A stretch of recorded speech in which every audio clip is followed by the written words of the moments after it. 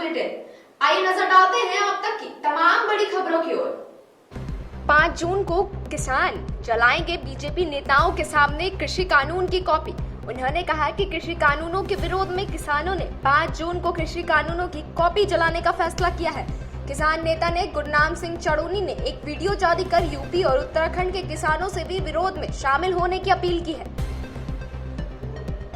हरियाणा के फरीदाबाद में वक्त पर इंजेक्शन नहीं मिला तो निकल गई बुजुर्ग की आंख। फरीदाबाद के मेट्रो अस्पताल में एक बुजुर्ग महिला ब्लैक फंगस से पीड़ित है। परिवार का आरोप है कि सरकार ने समय पर इलाज के लिए इंजेक्शन उपलब्ध नहीं करवाए, इसलिए डॉक्टरों को उनके मरीज की आंख निकालनी पड़ी। फिर बढ़े पेट्रोल और डीजल के दाम। हरियाणा में पेट्रोल और डीजल के दामों में बढ़ोतरी हुई है। पेट्रोल का दाम 10 पैसे और डीजल का दाम 15 पैसे तक बढ़ गया है।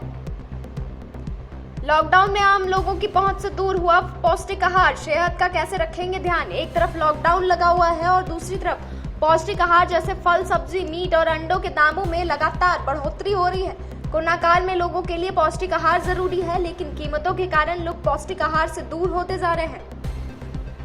वहीं गैंगस्टर बेटे की मौत का 5 साल बाद मां ने ऐसा लिया बदला कि गैंग चलाया, रेकी की और मौत के घाट उतार दिया। गैंगस्टर बेटे की मौत का बदला लेने के लिए एक मां न सिर्फ गैंग को सालों तक ऑपरेट करती रही, बल्कि उसने 5 साल तक सरपंच से रंजिश रखी और फिर वक्त मिलने पर उसकी हत्या कर डाली। कोरोना और फंगस के डर से एक व्यक्ति ने आत्महत्या कर ली। सोनीपत में कोरोना और ब्लैक फंगस के डर से एक व्यक्ति ने ट्रेन के सामने कूदकर आत्महत्या कर ली। आत्महत्या के कारणों का खुलासा मृतक की जेब में मिले सुसाइड नोट से हुआ।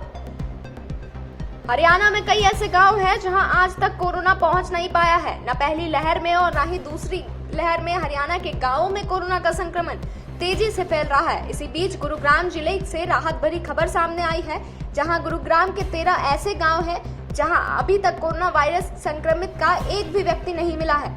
आसान भाषा में कहे तो इन गाँवों में कोरोना वायरस का संक्रमण है ही नहीं। वहीं दोस्तों के साथ नहर में नहाने गया था एक 14 साल का बालक। 15 घंटे के बाद मिला शव। खरखौदा से होकर गुजरने वाली एनसीआर वाटर चैनल नहर में नहाने गया छात्र डूब गया। 14 साल के लड़के का शव 15 घंटे के बाद मिला। बताया जा रहा है शुक्रवार को शाम 6 बजे के करीब छात्र गौरव अपने दोस्तों के साथ नहर में नहाने के लिए उतरा था, जिसके बाद उसका कोई पता न चला। शुक्रवार की रात करीब 11 बजे तक गौरव की तलाश नहर में की गई, लेकिन बात नहीं बन पाई। गौरव का शव शनिवार को सुबह 9 बजे के करीब मिला। गुरमीत राम रहीम ने जेल अधीक्षक को आवेदन लिखा है। इमरजेंसी समझाते हुए बाहर जाने दीजिए, मेरी मां बहुत बीमार है। हरियाणा के रोहतक जिले की सुनारिया जेल में सजा काट रहे डेरा सच्चा सौदा प्रमुख गुरमीत राम रहीम ने एक बार फिर पैरोल के लिए आवेदन दिया है। राम रहीम ने जेल अधीक्षक को इमरजेंसी पैरोल देने की अर्जी दी है। इसमें उसने अपनी बीमार मां का हवाला दिया है। हरियाणा के स्वास्थ्य मंत्री अनिल विज ने शुक्रवार को कहा कि कोरोना वायरस से संक्रमण मुक्त हो गए, लेकिन परेशानियों का सामना कर रहे मरीजों के लिए सोमवार से राज्य के हर प्रमुख अस्पताल में पोस्ट कोविड सेंटर देखभाल केंद्र उमंग खोले जाएंगे। उन्होंने कहा कि उमंग नाम से ये विशेष क्लिनिक राज्य के सभी बड़े सरकारी अस्पतालों में खोल दिए जाएंगे। मंत्री ने कहा कि ऐसे अस्पतालों में इन केंद्रों के लिए एक समर्पित कमरा आरक्षित किया जाएगा। आज के इस बुलेटिन में बस इतना ही। देश और दुनिया की तमाम खबरों के लिए देखते रहिए न्यूज़ 19।